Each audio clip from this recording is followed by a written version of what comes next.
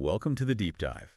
Today we're plunging into a really fascinating stack of sources. They unpack recent market movements, some major economic announcements, and even a pretty controversial claim about the tech world. That's right. We've got these detailed analyses focusing on Nvidia's stock performance and, well, some really big news involving Apple, too, all seen through quite a unique lens. Yeah, exactly. Our material today heavily features this distinctive analytical tool. It's referred to as Milton's calculator. Milton's calculator. It's presented as a way to, read and anticipate market movements. And our mission in this deep dive is really to extract the key observations, the critical questions these analyses raise. Right, to give you a comprehensive yet concise understanding of some, well, pretty complex dynamics. Precisely. So let's start with what feels almost like, I don't know, a glimpse into the future, the incredible precision that's attributed to this Milton's calculator. You might be wondering, what exactly is this thing? Well, according to our source, it's described as a highly specialized market analysis tool, and notably rare. Rare. How rare? They claim fewer than 100 people possess these calculators. Out of, get this, 51 million daily U.S. market operators. Wow. And only 4 companies apparently offer similar calculations. So our source, they strongly defend its validity, against any skepticism. Even from AI? Even from AI, yeah. They emphasize its unique insights into market behavior. It's quite the claim. Okay, let's try and unpack this, maybe with a specific example. Our sources take us back to August 7th, 2025, Nvidia stock. Right. So the day before, Nvidia closed high, hovering near $180.63. Then Milton's calculator anticipated an opening for August 7th near $181.68. And the actual opening, it was $181.52. 16 cents difference. That's pretty close. It is. And what's fascinating here is how the calculator also marked what it calls expansion levels. Expansion levels. Yeah, basically higher price targets NVIDIA could potentially reach. First, $183.80, and then an extraordinary level way up at $183.98, though there was a known resistance point at $183.30. Okay, here's where it gets really interesting, I think. Despite the calculator issuing this high-risk notification, a warning of potential volatility, maybe a reversal, even with the upward trend, Nvidia just surged past that $183.30 resistance. It did. It actually hit a new historical high of $183.84. That's uncannily close to the calculator's extraordinary level of $183.98. It really is. The source describes it like this. NVIDIA opened, it rose, it nearly touched those calculated highs, and then, crucially, it began to correct. And the calculator saw that coming too. Apparently so. Yeah. That correction was anticipated, suggesting a return to the $180.90 zone. And around 12:15 p.m. that day, the price did indeed touch that level. Okay. So for our source, this precisely validated the calculator's prediction, both the rise and the subsequent fall. Right. The analysis even suggested a possible trading channel for NVIDIA, between $183 and $180 going forward, assuming microchip tariffs stay the same. And it also noted the stock's strength on the monthly candles, staying above key indicators like EMA3 and EMA9. Those are exponential moving averages. They help smooth prices, show short-term trends. Okay, so fast forwarding a bit, our sources then look at August 11th, 2025. Another look at Nvidia. What did the calculator predict this time? How did that play out? Right. So the expectation for the 11th was an opening near $181.75. The actual open came in at $182.03. Again, pretty minimal difference though. Very minimal. The calculator marked an objective around $182.30 and a possible maximum near $184.30, although the source itself seemed to view that maximum as doubtful. And did it reach it? No, the actual price only reached $183.84 that day, same high as the 7th, interestingly. So how did the day actually unfold then? What did it tell us about the calculator's insights, according to the source? Well, the source describes an initial climb, but then a sharp drop. They call it a tombstone pattern on the charts. A tombstone. So it's ominous. It often is. It's a specific candlestick shape, signals that buyers tried to push the price up. Sellers just overwhelmed them. Price rejection, basically, often leads to a reversal. Afterward, there was a recovery, but the really significant detail here, according to the source, is that the action largely stayed within the calculator's predicted ranges, like between $180.49 and $183.01. So even with the volatility. Exactly. It still respected those boundaries, and this, for the source, just further reinforced the calculator's accuracy, linking back to what they saw on August 7th as well. Okay, and finally, we have a really detailed look at August 12th, 2025. This seems to be where the source really drives home their belief in this coup. Yes, August 12th. So the market saw economic data that was interpreted as very positive, caused the DJ30 index to shoot up quite significantly. And Nvidia is part of the DJ30, right? It is. So Nvidia saw a jump too, an initial 10-point gain even. Yeah. But despite this positive news, Milton's calculator, in its initial reading at 9:14 a.m., indicated the market was very overbought. Overbought, meaning too high, likely to fall. Precisely. It suggested the price was inflated. It showed a low risk, only 26%, for going long, buying shares expecting a rise, and a high risk, 74% for going short, betting on a price decrease. So amidst all that positive buzz, the calculator was saying, be careful. What did it predict for the actual price moves? Okay, so it provided a key breakout level of $182.52. Crossing that could signal a big move.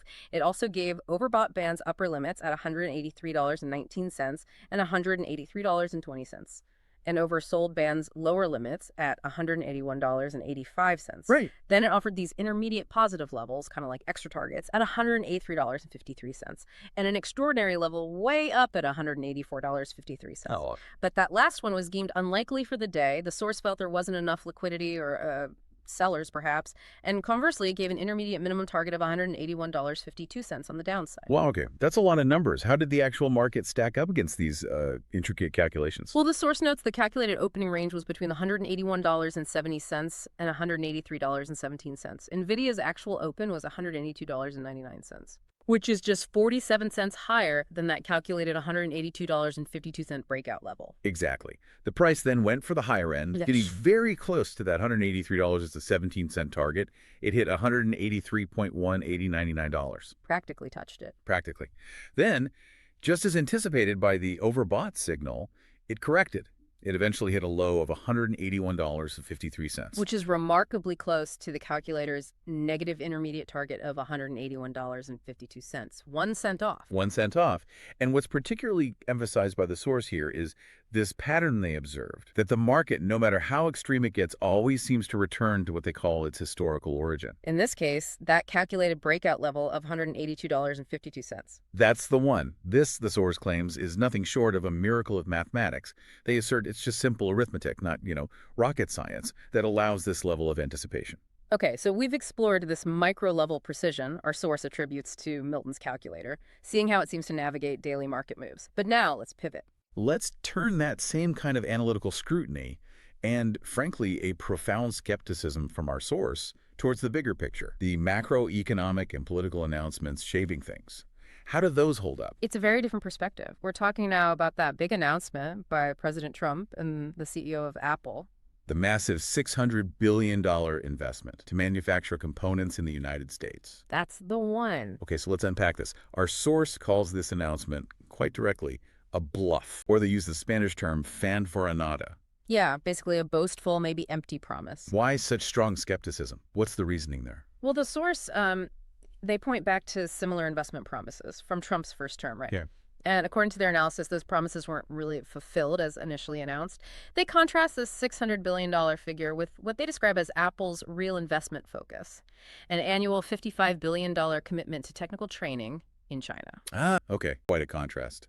It is. And to put the $600 billion in perspective, the source runs some rough numbers. Like, if $1,000 creates 1,000 jobs, just as a hypothetical, then $600 billion would theoretically translate to 600,000 new jobs in the U.S. 600,000. This raises a pretty important question, doesn't it? I mean, is it realistic for Apple, a company with a global workforce around, 394,000 employees, to create an additional 600,000 direct jobs just in the U.S.? Our source views this figure as very difficult to believe. They speculate it would mean destroying tens, maybe hundreds of thousands of jobs overseas. Plus, they question the feasibility. I mean, the U.S. minimum wage has been stuck at $7.75 for 14 years, and say $24 an hour as needed for just basic living. Yeah, that's a big gap. And even Elon Musk, according to our source, expressed skepticism, asking where the U.S. would find $500 billion from microchip plant investments, even though companies like Tesla benefited from tax cuts to repatriate money. So yeah, the source clearly views this big announcement as maybe more political theater than a concrete economic plan. That's a significant question mark over the jobs aspect. But the source's skepticism, it goes even further. They reveal what they describe as a really provocative hidden arrangement. This is quite something. They claim there's a secret agreement Yeah. involving a 15% commission from giants like Nvidia, AMD, Intel, Yeah. paid to the Trump administration. Yes, that's the claim. A 15% commission specifically to allow them to sell chips to China. To allow them. Wow. So how does the source frame this?